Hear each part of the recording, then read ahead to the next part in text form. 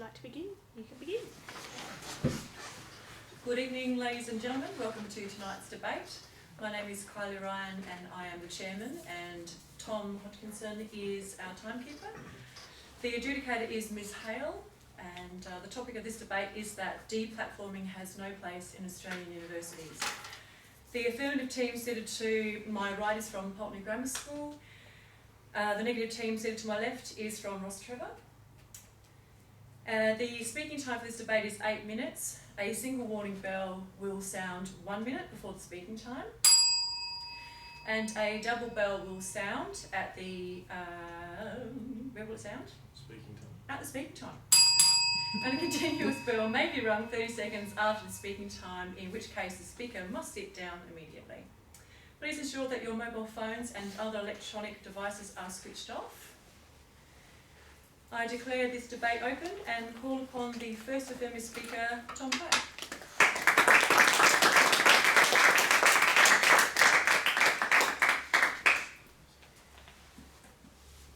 Good evening, Madam Chairman, ladies and gentlemen. My name is Tom Clapp and I am the first speaker for the affirmative team. The topic for tonight's debate is that deplatforming has no place in Australian universities. We, the affirmative team, wholeheartedly agree with the topic and believe deplatforming does not have a place in Australian universities. Before continuing, there are several key terms that must be defined.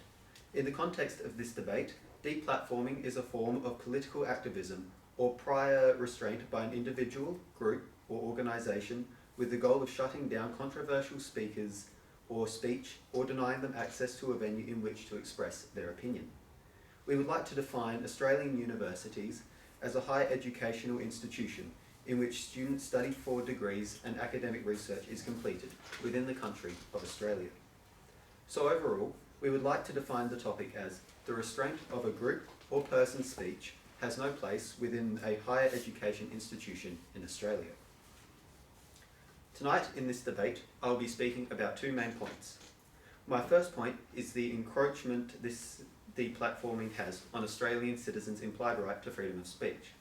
My second point is that deplatforming universities comes at a cost to academic freedom. Our second speaker, Jake, will elaborate on these points. Finally, our third speaker, Zach, will rebut and sum up our team's case. Now, my first point tonight is the implications on freedom of political speech deplatforming our universities pose. Preventing people from speaking their mind is a clear encroachment on the basic human right of freedom of speech, as stipulated in the Universal Declaration of Human Rights.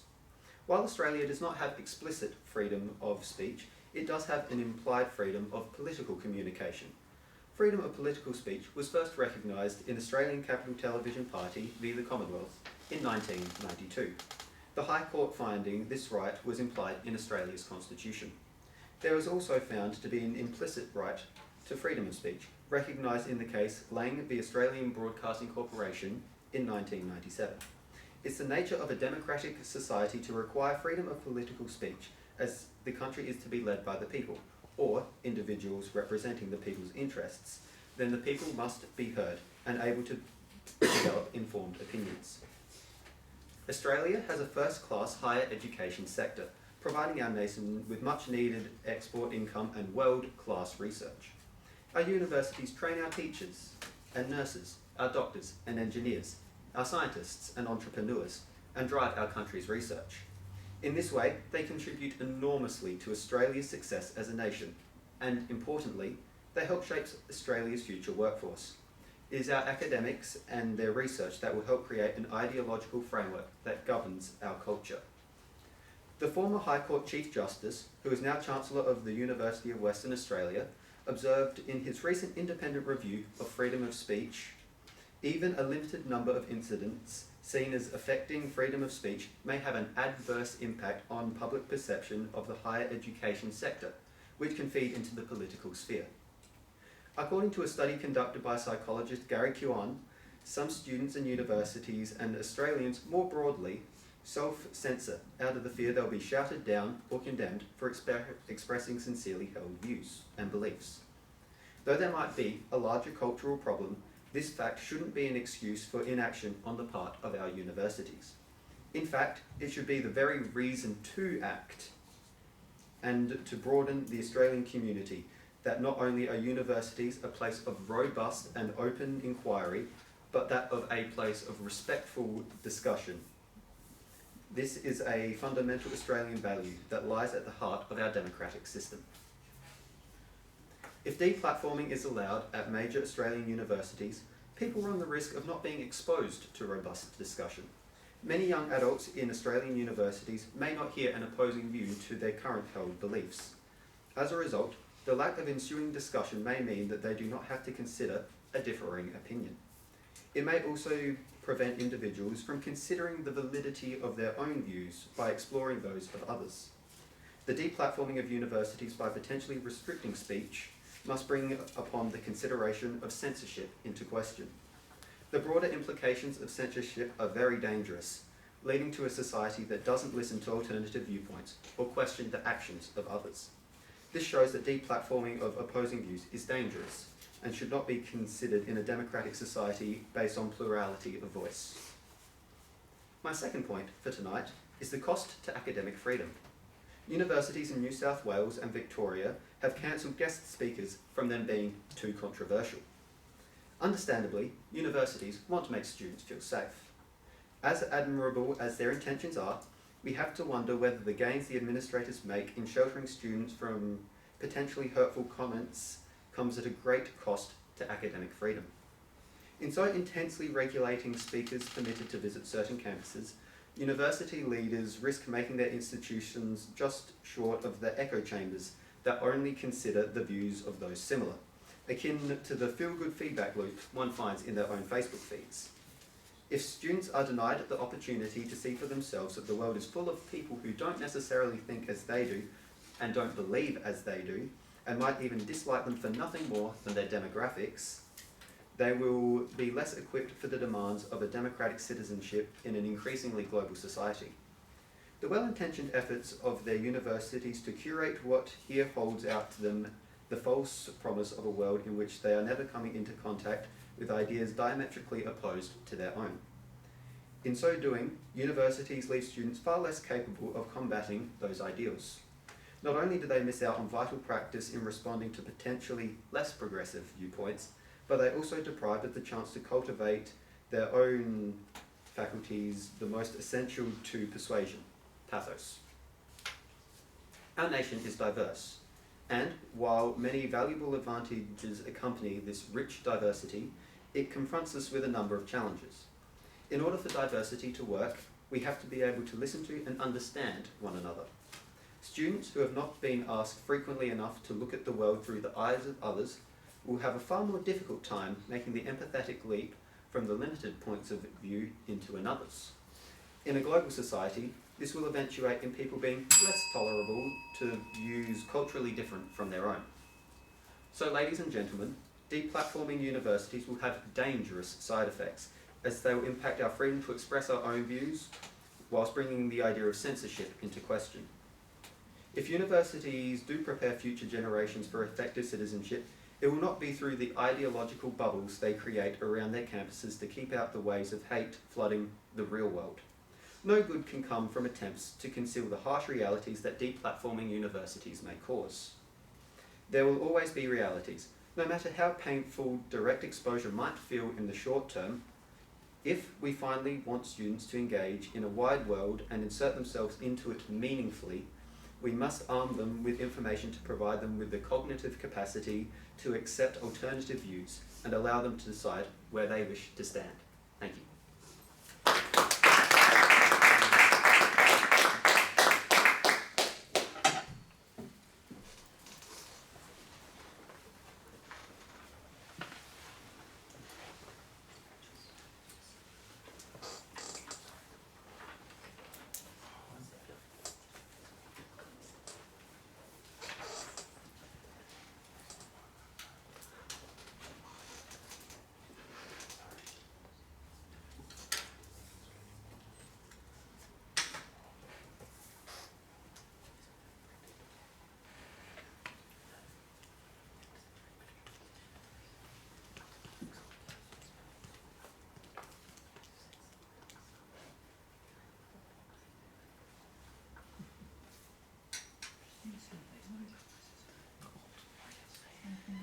I call upon the first negative speaker, Garam Watch.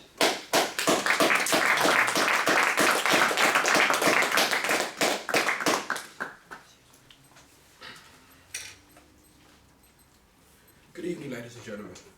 The topic of this evening's debate, as mentioned by our opposition earlier, is that deplatforming has no place in Australian university. This is an idea that we, the negative, strongly refute, due to a collection of reasons that my team and I will argue. We agree with the definition provided by the affirmative team regarding the breakdown of the language. However, I must be critical of the lens through which the affirmative team has approached this evening's topic. Contextually, ladies and gentlemen, on a superficial level, deplatforming appears to be a little more than another attempt of silencing speakers and devaluating free speech. No less in universities, where theoretically there should be the greater amount of liberation for one to express themselves. However, when considered through another, arguably more tangible lens, these concepts are misunderstood, skewed, and inaccurate. In fact, what the opposition has chosen not to tell you is that free speech is not actually a right in Australia, and the right of respecting the morals and ethics of humans are just as important as expressing yourself. They have also failed to discuss the delicate nature of universities, which according to the various sources is amidst a changing landscape, taking on a mature age students and more online learners, who are time poor and desperately attempting to juggle study with their commitments. Such people do not need to be confronted by the political agendas of individuals in an institution where they're paying fees to attend and make a difference in their lives. Before delivering my team split and getting onto my points, I'd first like to point out some of the first affirmative speakers' misleading points. The first speaker said that deplatforming implodes on freedom of speech. This is ill considered the given current climate of universities as a reflection of modern society. It is reported by the Sydney Morning Herald that there are claims that people's rights to speak freely are not being respected by universities. This is not the case.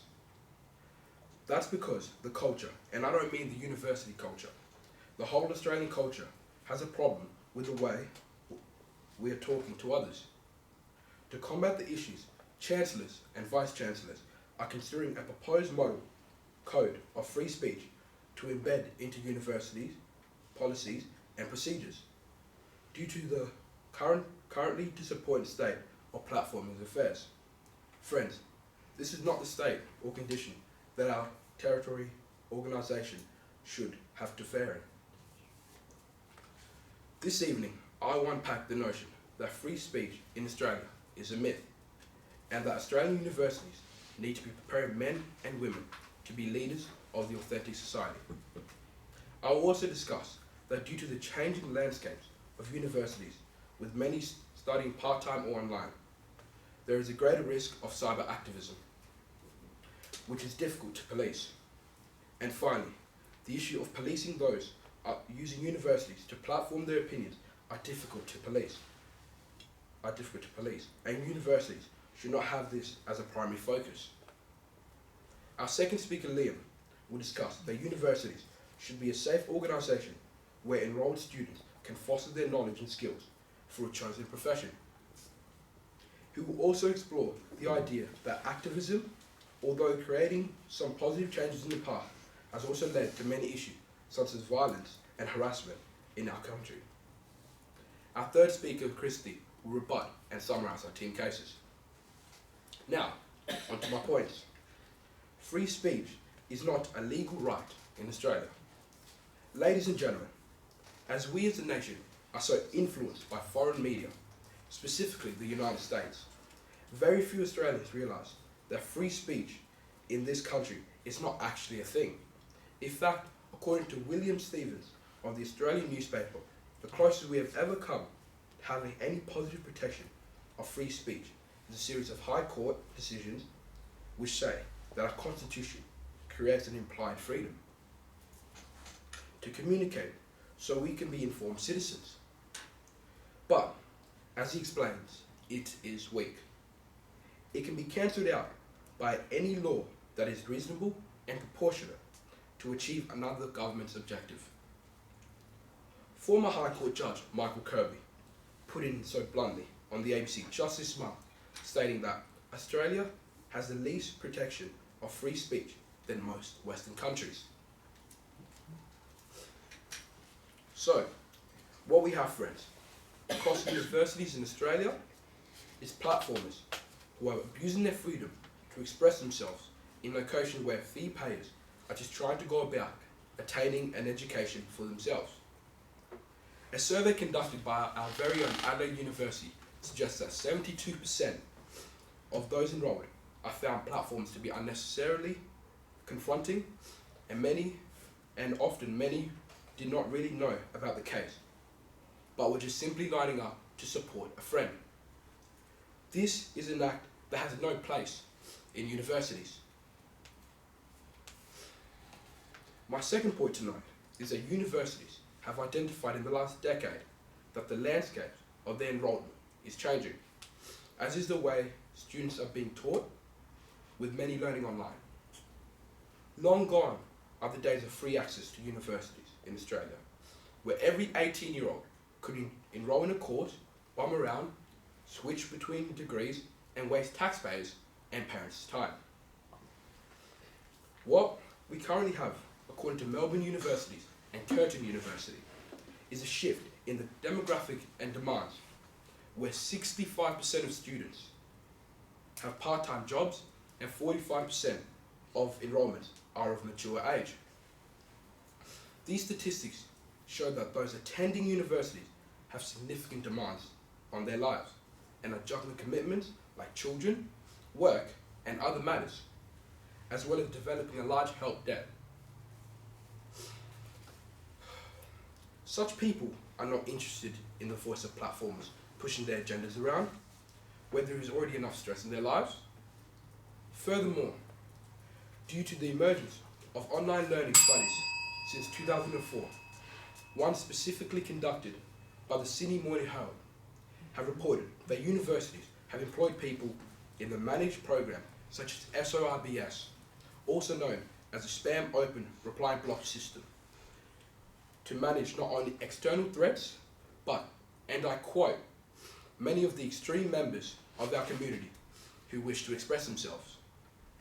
Friends, this links to my last and final point.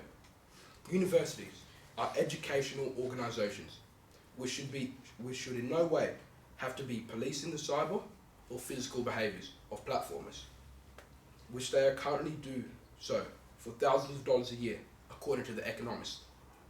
The situation is made worse as, according to the Curtin University, many of those involved are not even enrolled students.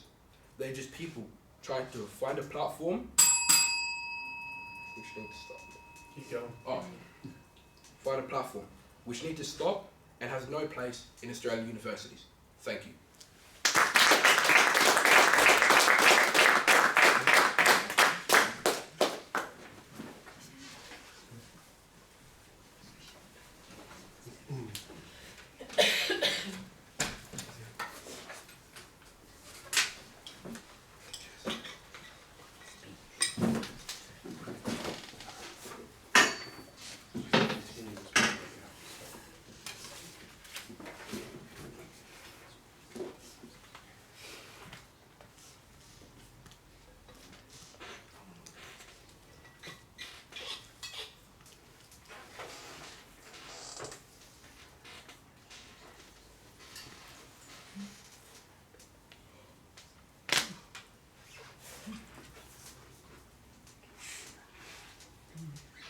I call upon the second affirmative speaker, Jake Reedman.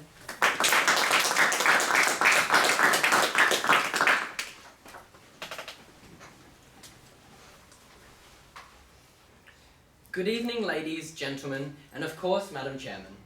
As I hope you all know by now, the topic of our debate is that deplatforming has no place in Australian universities. As the second speaker in tonight's debate, I will be touching upon the importance of diversity in universities and the futility of deplatforming in achieving its goals. However, before I begin this discussion, I would first like to rebut the case of the opposition. The first negative speaker raised the point that there is no free speech in Australia, and that Australia has the weakest protection of freedom of speech in Western societies. Whilst Australia is different to countries such as America, who have a Bill of Rights explicitly protecting free speech, and Australia does not have this, there is an implied right, and this implied right has been upheld in the highest court of Australia, the High Court. Whilst this may be less than countries like America, it is still an extremely compelling case for freedom of speech in Australia. Now that I have completed my rebuttal, I will move on to my first point.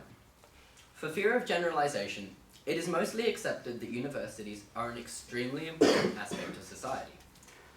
According to Oxford University's textbook on higher education, the role of universities is said to be developing able, self-directed learners that are independent, critical, and confident, and will go out into society and give to society through leadership or through civic duties, and further humanities knowledge and development.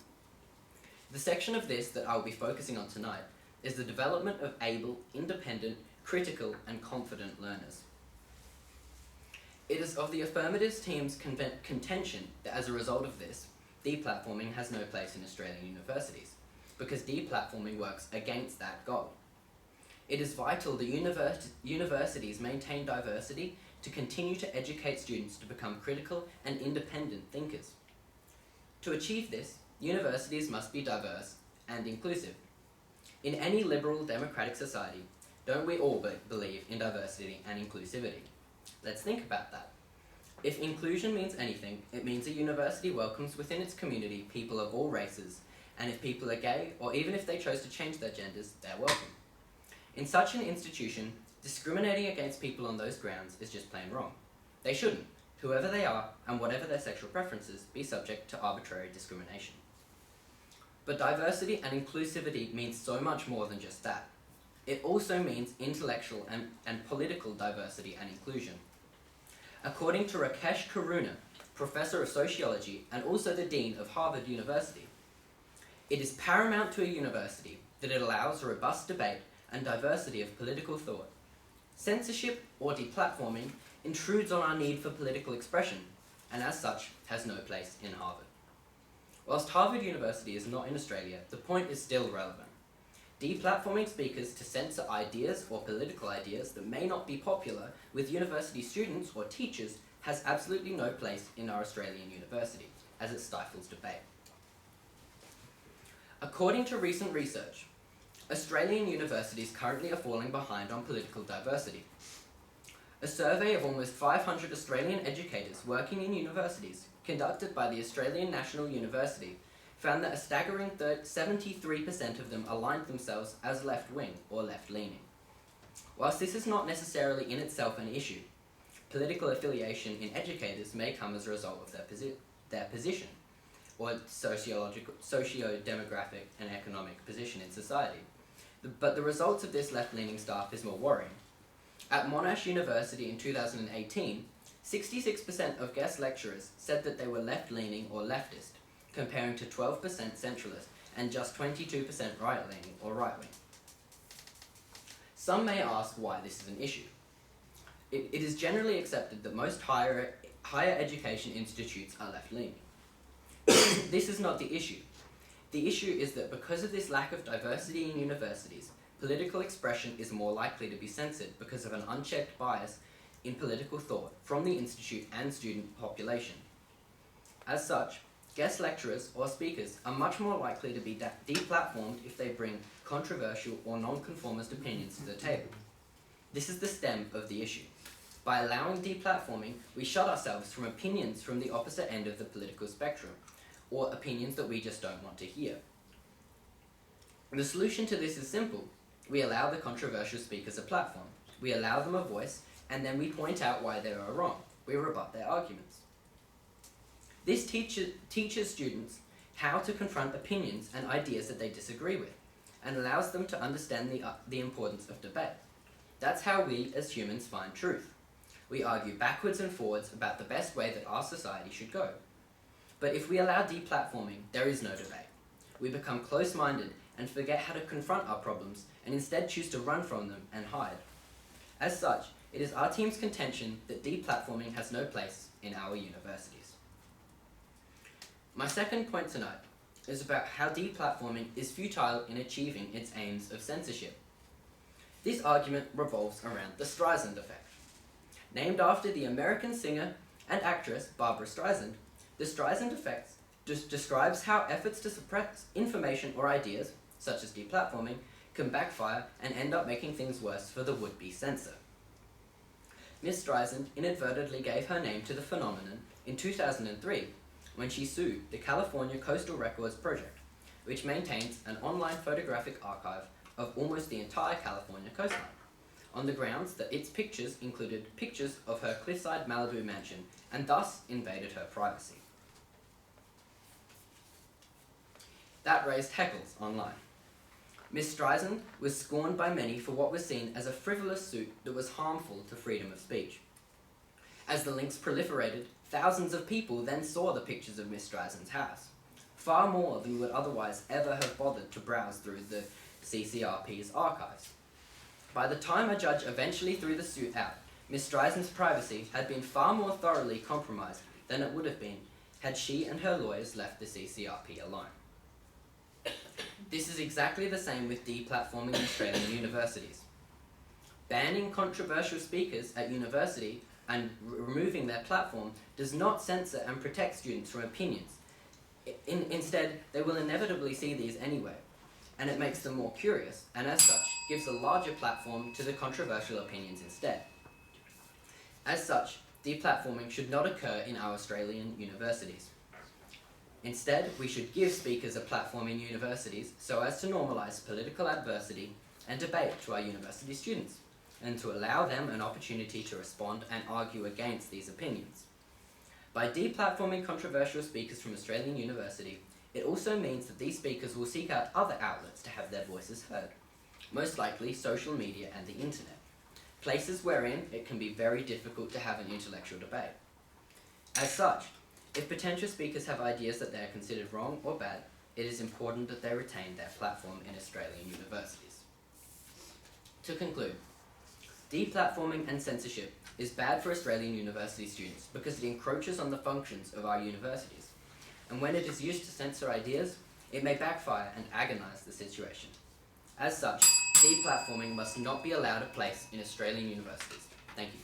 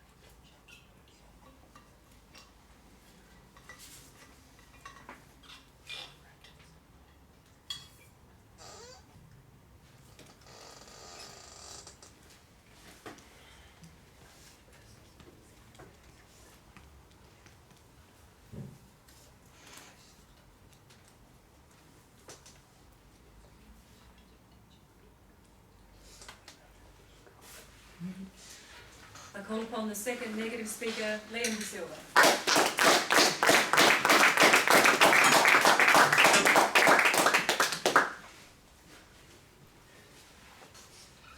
Good evening, ladies and gentlemen. The topic of tonight's debate is that deplatforming has no place in Australian universities. This is a notion that we, the negative, disagree with. Following up from the thorough contextualization and shaping of tonight's debate by our first speaker, Garang, I will be attributing to our team's arguments by sharing with you the ideas that universities should be first and foremost safe organizations where enrolled students can foster their knowledge and skills for a chosen profession. And should they have matters they desire to address, then there are guilds, societies and unions that they can join. At Australian National University, that there are over 320 such groups catered for and supported by the organization. I'll also explore the idea that activism, although claiming to have created some positive changes in the past, has also led to many issues such as violence and harassment in our country. Prior to raising my own ideas tonight, I would first like to rebut the ideas raised by the first and second speakers. The first speaker said that deplatforming encroaches on the freedom of speech. But as our first speaker, Garang, said, freedom of speech is not a right in Australia. It's not in our constitution. It's merely just inspired by America, where free speech is a notion that is debated about all the time. In fact, the idea of having political rallies and political speakers on university campuses originated in the US during the 1940s. We were just merely being influenced by the US. And most of those political rallies and Q&As and discussion sessions end up in violence, in arrests, and all of that nonsense. We cannot follow America into this dark abyss.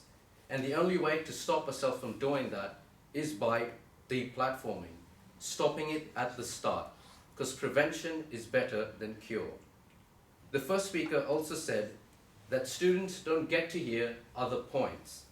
Now this is because majority of those people don't want to hear those other points. Why do we go to unis? As the opposition team said, we go to unis for academic learning and to get degrees. We don't get to go to unis to get political jargon rammed into our face. If we want to hear the other side, we could go on YouTube, we could go on Google. Our entire world is run by knowledge. So we could just look it up. We've got a vast network. If we want to hear the other side, it's not a place in a uni to do so, because this makes people uncomfortable, makes people unsafe, and that's just not appropriate for a uni environment. The second speaker's first argument was built off one definition by Oxford. They said that unis develop able and critical learners. However, previously, the first speaker said that unis are a place where you undertake academic learning and where you get degrees. So this contradicted each other. The second speaker also said that there are too many leftists in unis and not enough rights, and there's not enough political diversity. But unis are not a marketplace or an advertisement hub for political speakers. You can't get people to say, you're too conservative, be a bit more liberal. You're too liberal, be a bit more conservative. People will be what they want to be. They have the freedom of choice. And unis are not an appropriate place to just pander conservatism or liberalism. Now on to my points.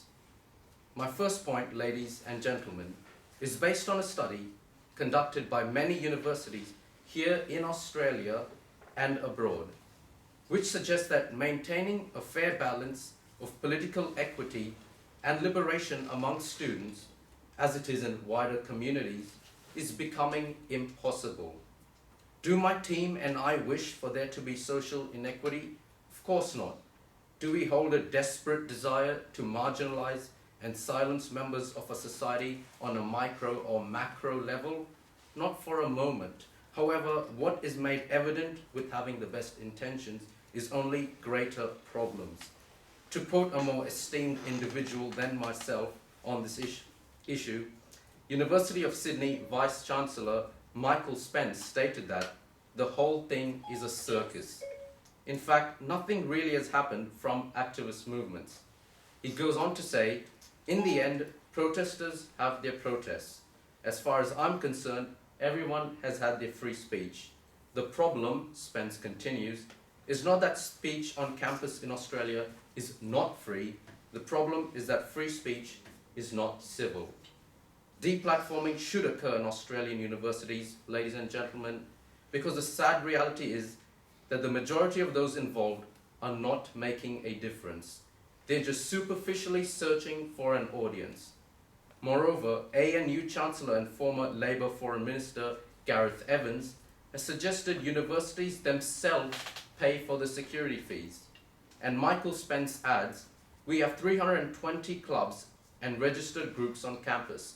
from strong pro-lifers to strong pro-choicers, from anti-Zionists to Zionists. We can't just say, don't worry about it, every time anyone invites someone on campus. We'll provide whatever security. It's a blank check. As Spence wrote in The Australian in September, the best alternative would be that opposing groups listen to each other. However, given the current climate, this seems like the most unrealistic option of all. My second point tonight, ladies and gentlemen, is that despite having some claims to instigating communal shifts in society, there has been many instances in the past where platforming has been abused and subsequently led to harassment, hazing, and violence. Most recently, Australian universities, including UniSA, being labelled as battlegrounds over the fundamentalist movements in Hong Kong.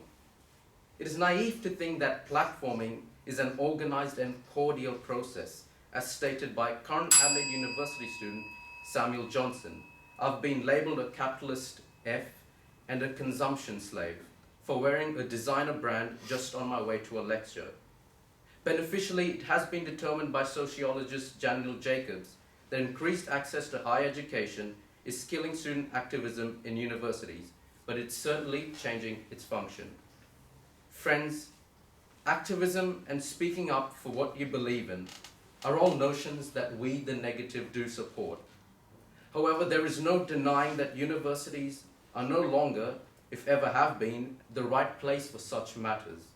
As products of wider society, where each of the issues being raised manifest on a macro level, the shoulder of what is primarily an education institution cannot and should not bear any longer the weight of platformers and their political agendas.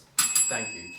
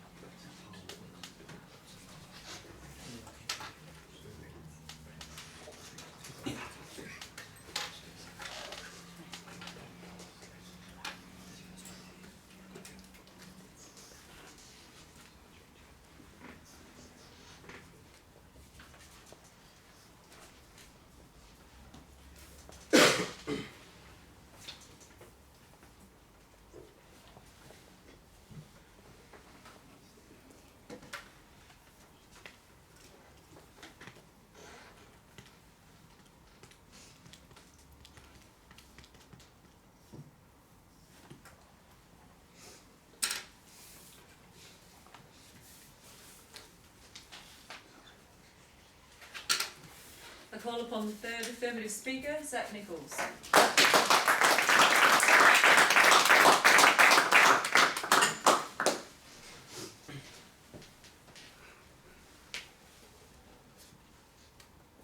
Good evening, Madam Chairman, ladies and gentlemen. My name is Zach Nichols, and tonight I am the third speaker for the affirmative team. As has been stated, the topic for tonight's debate is that deplatforming has no place in Australian universities. We, the affirmative team, strongly affirm that this statement is true. Now, before I summarise my team's case tonight, I would first like to refute some of our opposition's poorly made arguments. The first and then also the second negative speaker have both tried to tell you that freedom of speech is not an explicit right in Australia. This is wrong because there is an implied right of freedom of speech and freedom of political expression in Australia. As our first speaker Tom has already covered, freedom of political speech was first recognised in the Australian Capital Television v Commonwealth 1992 Act. The High Court of Australia found that the right of freedom of political expression was implied in the Australian Constitution. There was also found to be an implicit right to freedom of speech, recognised in the case Lang v Australian Broadcasting Competition in 1997. The first negative speaker has also tried to tell you that many students today are enrolled differently in university and they study online, but they have different responsibilities to commit to and don't have the time to be attending these platforms. Ladies and gentlemen, we agree with our position on this point, but don't really understand how this is relevant to tonight's debate. Platforms are optional for students to attend, and I stress that, they're optional. and students who have too many responsibilities simply should just not attend them. Hence, this point from our opposition does not relate to tonight's topic of whether or not deplatforming has a place in Australian universities at all. The second negative speaker has tried to tell you that deplatforming does have a place in Australian universities, as controversial speakers can create tension in the university community, and hence these speakers should not be able to express their opinions in Australian universities. While this may be true, it is essential for university students in Australia to engage in civil discourse over political opinions, as they need to see people who think differently to they do. The world is full of people who think differently to all of us, and in an increasingly global society, we need to be aware of this, otherwise we are not preparing our tertiary education students for the demands of living in a democratic society. Thus, ladies and gentlemen, our students need to realise there are others in this world whose opinions oppose their own, and hence, because of this, deplatforming most definitely has no place in Australian universities. The second negative speaker also stated that political speeches have no place in universities, and that people who want to hear political jargon can search for it on YouTube or the internet. However, following this logic, political expression has no place anywhere. Young people, especially university students, are politically active. Guest lecturers speak at universities. This is not a question, it is a fact. The issue is that there are speakers who are being censored based on their ideas, which is harmful to political diversity and debate in general. The second negative speaker has also tried to tell you that there is an increasing political divide in Australia, in Australian universities, and while this is unfortunate, this is not something we should be trying to control. We also agree with our opposition on this point, although we think they are missing the point of our team's case. Deplatforming has no place in Australian universities. While there is a political divide in the students of the universities, it should not be up to the universities to determine who is allowed to speak at their universities, because that introduces political bias. Ladies and gentlemen, we should all be allowed a platform to express our political opinions, no matter what they are. Now, I will sum up my team's case. Tonight, ladies and gentlemen, our first speaker, Tom, spoke to you about two main arguments. His first point tonight was surrounding the implications on freedom of speech that deplatforming in Australian universities poses. This is because, in Australia, we have an implied freedom of political speech, as in 1992, the High Court of Australia found that this right was implied in the Australian Constitution. This means that it is unconstitutional to permit deplatforming in Australian universities, and hence deplatforming does have no place in Australian universities. He then went on to his second point, which was the cost to academic freedom that deplatforming in Australian universities presents us with. This is because, by intensely regulating the speakers who are permitted to engage in civil discourse on university campuses, the students are denied the opportunity to see for themselves that the world is full of people who think differently to they do. This will not equip the tertiary education students of Australia for the demands of democratic citizenship in an increasingly global society. Our second speaker tonight, Jake, also spoke to you about two main points. His first point tonight was regarding the importance of diversity and debate in universities. By deplatforming speakers in Australian universities, we would be restricting intellectual and political diversity and inclusion. This is incredibly important, as at the moment Australian universities are currently falling behind on political diversity, with an unusually large percentage of speakers and educators in Australian universities aligning themselves as left-wing. He then went on to his second point, which was about how deplatforming is futile in attempting its aims of censorship due to the Streisand effect. The Streisand effect is essentially about how suppressing information or ideas similar to deplatforming can backfire and end up making things worse for the idea that would be censored. This phenomenon has been seen multiple times throughout history and demonstrates that deplatforming is futile in its intent for censorship anyway. So, in conclusion to our team's case tonight, please remember the importance of the implied right of freedom of political expression in Australia, as was determined by the High Court of Australia in 1992. And now, a quote from English novelist and essayist George Orwell. If liberty means anything at all, it means the right to tell people what they do not want to hear. Thank you.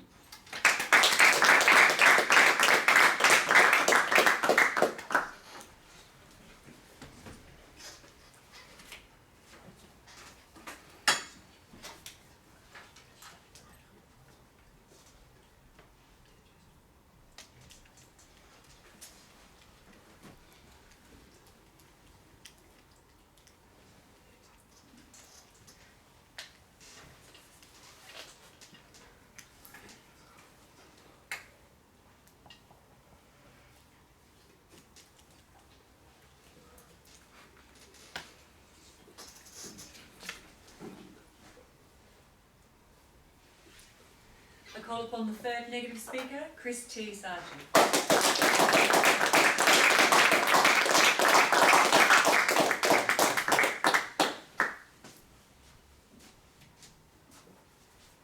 Good evening, ladies and gentlemen. As a final speaker tonight, there is hopefully complete clarity that the topic of tonight's debate is that deplatforming has no place in Australian universities. This is a notion that we, the negative, do not condone, per the various insights and rebuttals already put forward tonight by Graham and Liam. In what is a contentious subject matter, which can easily be misinterpreted through cherry-picked facts and unsubstantiated suggestions, it is my hope that a realistic and tangible picture has been painted tonight by our team to condemn platforming of what is an abused and ineffective concept. Prior to completing a summary of my team's primary points, I'd first like to point out some of the flaws and limitations in the arguments raised by the affirmative. Now, whilst I don't want to continue with this rally of back and forth about implied freedom and the whole notion that the right of freedom is not actually a right, I would like to give you guys all a quote from the author Oscar Holmes. "You have the freedom to swing your fist to the tip of my nose."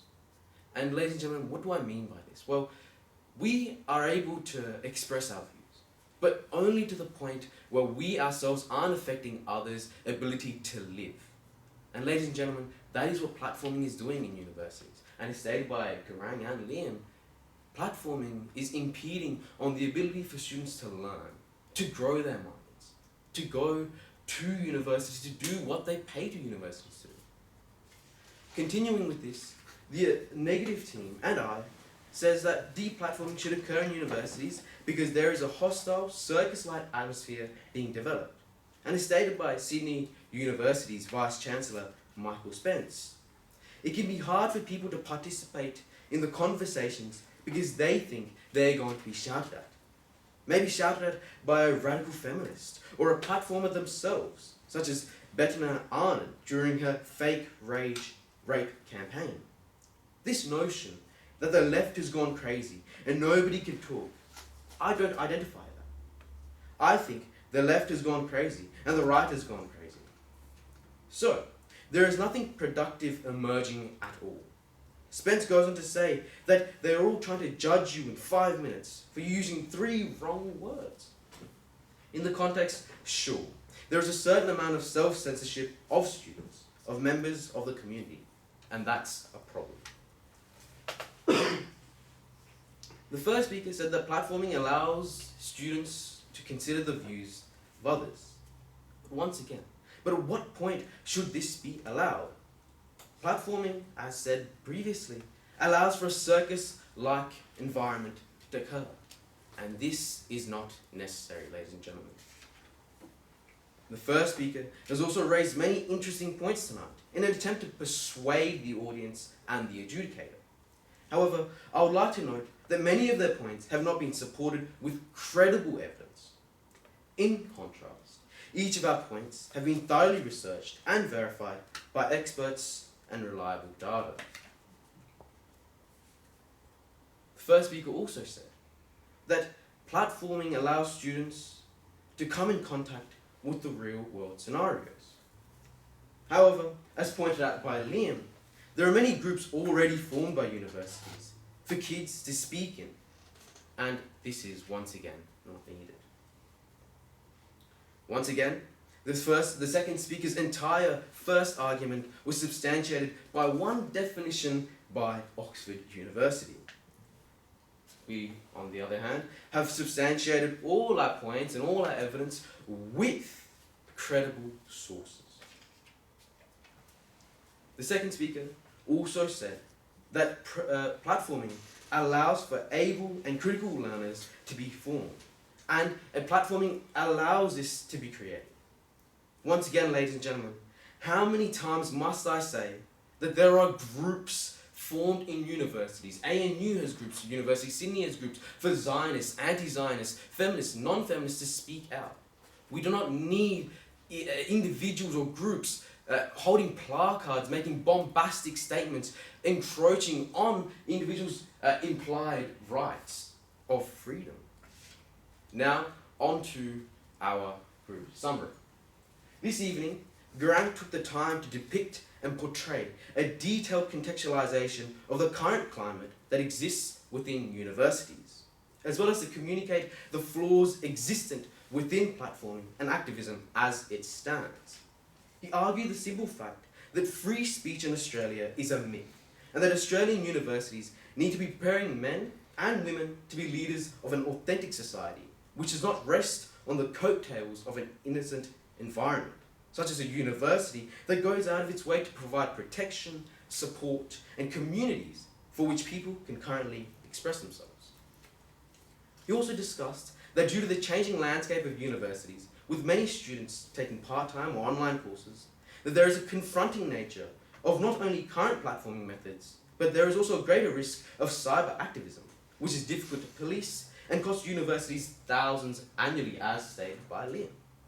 Finally, he reiterated that due to the logistical demands and costs of platforming being undertaken, there is less time and attention being dedicated to the core business of universities, to teach. Our second speaker, Liam, discussed that universities should be safe organisations where enrolled students can foster their knowledge and skills for a chosen profession, and that it is in the best interest of universities to deplatform to ensure that this occurs. He also explored the idea that activism and platforming is and has been encouraged by universities in the past, though it is due to the abuse and misapplication of implied freedoms, such as openly voicing opinions and ideas, that the universities find themselves labelling students and non-student protests as a circus, and political freedom abuse is sadly what manifests. Evidently, ladies and gentlemen, there is a great need for universities in Australia to deplatform. But what can I say after tonight's debate? I'm sure we are all equally eager to get ourselves into a tertiary setting and immerse ourselves in this colourful subject matter. But once again, I'd like to come back to a quote by Oliver Wendell Holmes. "The right to swing my fists ends where the other man's nose begins." Universities are a home for discussion, but it is also a place for learning. And for universities to remain as mediums for learning, we must deplatform. Ladies and gentlemen, those who simply have the loudest voices should not be the only ones to have a say. Thank you.